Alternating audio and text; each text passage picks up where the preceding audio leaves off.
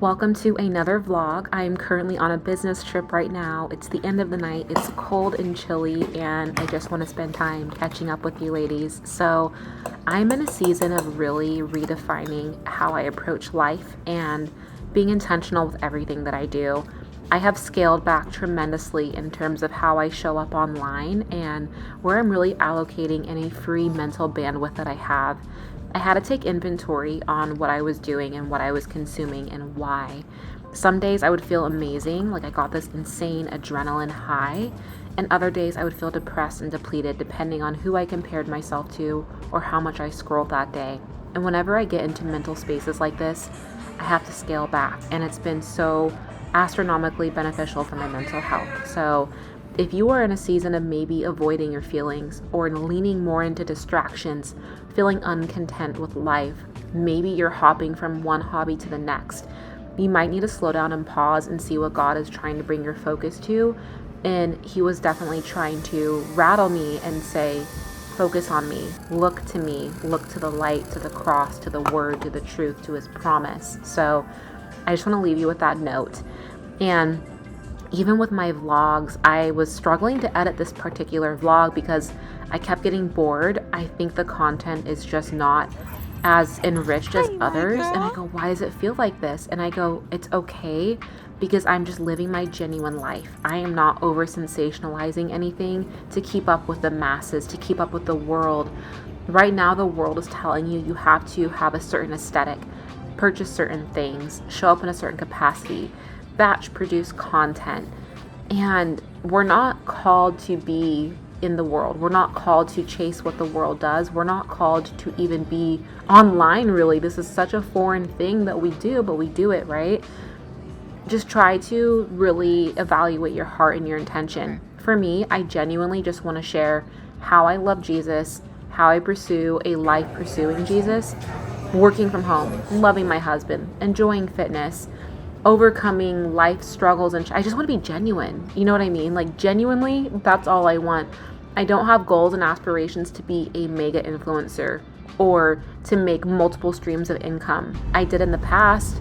I've had fleeting moments of that when I get too caught up in the world, but for right now, I just want to share my genuine day-to-day life and how to pursue the Lord more authentically, because it seems really foreign right now to even love Jesus in 2024. And I want to share that it is possible to seek Him and to pursue Him regardless of what the culture is like shoving in our faces. So I'm out of breath just saying that. And I just want my life to be a very wholesome depiction of a God-fearing lifestyle, but I'm not perfect by any means. I have seasons where I've fallen into spiritual warfare. I have seasons where I've been way too stretched thin and opening up too many doors.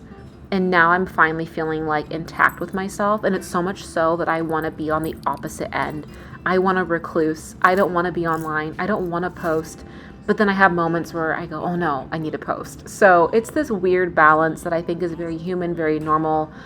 And well, we all are trying to navigate it, whether you share online or not. Like, I'm really desperately seeking privacy right now. But I still want to show up because I do believe that God is guiding me to share my truth. You know what I mean? And hopefully bring other women, other sheep of His to know Him better. So I'm going to keep showing up in a limited capacity. But don't feel like you have to do what everyone else is doing. Matter of fact, run the other way. Whatever your flesh wants, do the opposite.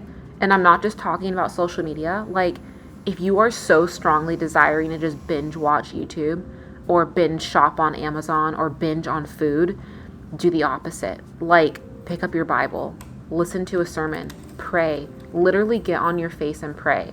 The other night, I was like really caught up in my head. It wasn't good. It didn't feel good. It didn't sound good. It was not gentle. There was nothing gentle about it, because I was struggling with body image and food and diet and this constant need for control. As you may know or may not know, I've had a past with eating disorders. I used to be obese. I lost 85 pounds. It is inherently a risky thing for me to taper around dieting and not dieting. I feel like I'm always dieting, honestly. And It's a struggle of mine, and I have yet to truly fully surrender this area of my life to the Lord. It is a bondage that I am currently in. I got on my face the other night and I prayed into my prayer corner. I cried, I wailed, begging the Lord, show me what he wants me to see. What do you want me to do, Lord? How do you want me to eat? What do you want from me in this season, Lord? And he's revealing himself to me in some ways. It's not instant overnight sometimes, and sometimes it is. But I just want to let you know, if you are struggling, suffering with anything, get on your face and pray. That literally means like lay on your belly with your arms crossed and tuck your cute little face in your arms and just pray to the Lord. That is the lowest place you can be in life. The lowest place you can be is humbling yourself before the Lord by laying on your face and praying. And if you don't want to lay on your face, maybe your knees. Try something. But like, I'm a mess without the Lord guiding me. And the more and more I try to control my own life and do things in my own vein and my own agenda, the messier it becomes. So if you ever feel lost or confused about your purpose or what you should be doing in life, maybe you have spells of depression and anxiety and it just feels super confusing every day, you don't have clarity, that is a major red flag and indicator that you just need to spend more time with the Lord, because your purpose is clearly written. It's in the Bible. And essentially it is, you're here, we are here, I am here to have a relationship with Jesus. He brought us into this world. He wrote our names in heaven at the beginning of time because he wanted to seek a relationship with you and I, and to have that in return towards him. So yes, when you're living in the world is going to tell you, go buy a self-help book, go to the next major influential speakers conference, go look at mantras and affirmations and, find your bliss and your source out in the mountains or doing yoga or whatever. But those are not substantial and they are not the truth. The truth, if you're feeling confused, it's not of the Lord. I've said this before and I live by this. If there's confusion, it's not Jesus. If you don't have your peace, it's not Jesus. When will you find your peace? When you tap into the Lord and spend more time with him, because he will start to speak to you, through you, and move things supernaturally for clarity on all that you do. So I just had to put that in there because I have to go through these moments myself. So I hope this is helpful. And I'm going to go back to the slow, quiet vlog now, but I just wanted to have a little heart to heart on what's been, brewing and stewing in my mind. And honestly, I just want to make sure that I am not causing distractions for myself nor you, which are why my vlogs are super chill right now. My life is a very chill life. I just forgot I filmed this. Y'all, I was reading Matthew the other day. I'm changing topics. It wrecked my soul. I cried so deeply reading about the death of the Lord.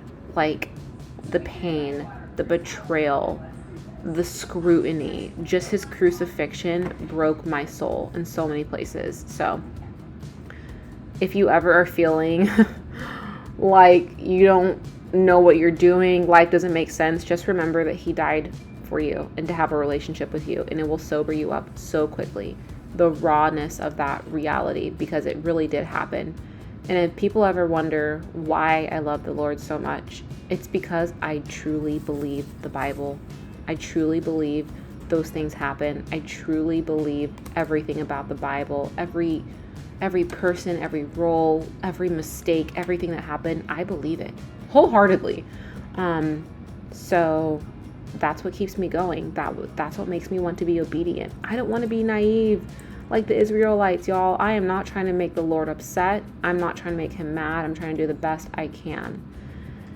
Oh, deep breath. Okay, now truly let's get back to the silent, cozy vlog, and I will see you in my next video.